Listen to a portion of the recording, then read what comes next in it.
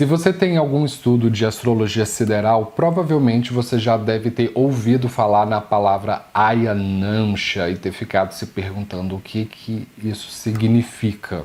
Então, se você ficou curioso para aprender mais, venha comigo para o vídeo.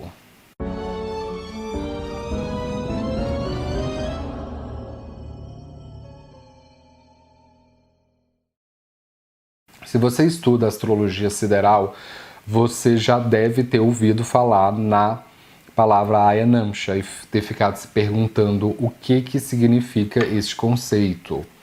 Para nós entendermos o que ele significa, nós precisamos desmembrar a palavra Ayanamsha. Aya é do sânscrito e significa movimento de precessão de estrelas, e Amsha significa porção. Então, quando nós juntamos as duas palavras, forma-se Ayanamsha, que significa, em português, a quantidade de espaço que as constelações já precederam desde o final da era de Áries.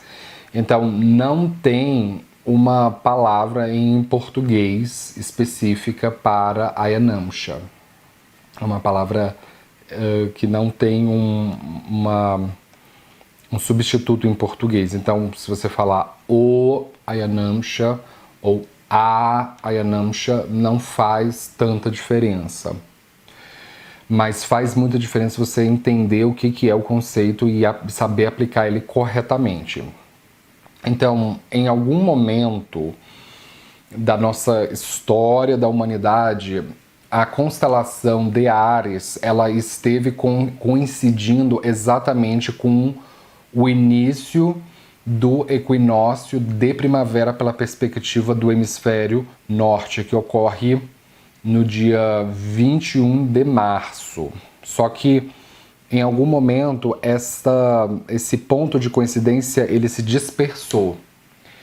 Então, a partir do momento em que ele se dispersou, foi quando foi considerada o final, astrologicamente falando e astronomicamente falando também, o final da era de Áries, e a precessão acontece de ré, ela acontece para trás, ela acontece de oeste para leste. Então, depois do final da era de Áries, vem a era de Peixes. Então, o cálculo do espaçamento em que as constelações e as estrelas já andaram desde o final da era de Áries é o que se chama de Ayanamsha. É como se fosse um relógio sideral para a demarcação do tempo.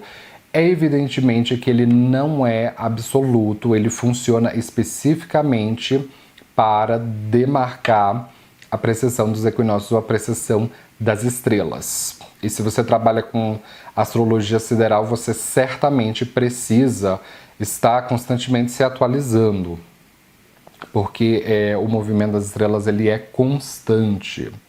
Só que ele, mesmo sendo constante, ele é muito pouco para o tempo de vida de um ser humano, porque as estrelas elas andam 1 grau para trás a cada 72 anos.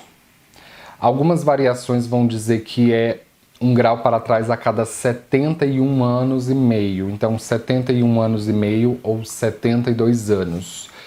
De qualquer forma, é muito tempo para o tempo de vida de um ser humano. Então, uma pessoa raramente vai perceber isso no tempo de vida dela, a olho nu. E até mesmo as que passam de 70 anos, e se nós pensarmos que na Idade Média as pessoas viviam muito menos do que isso, então elas nem chegariam a conhecer esse conceito. Mas é exatamente isso o que acontece. Então, a cada 72 anos, a Ayanamsha vai alterando 1 grau. E cada sistema de Ayanamsha, ele vai ter um ponto de partida específico. Eu particularmente recomendo que vocês utilizem a Yanamsha Centro Galáctico 0 grau de Sagitário, porque é o centro da Via Láctea que causa precessão. Porque as constelações, assim como os sistemas solares, eles orbitam em torno deste núcleo da nossa galáxia. E o centro da Via Láctea ele está localizado entre a constelação de Escorpião e Sagitário. Especificamente no hiato entre as duas constelações. Então, o centro da Via Láctea ele é um buraco negro, ele tem um enorme poder de sucção e uma enorme gravidade. Ele atrai todos esses sistemas solares para este centro.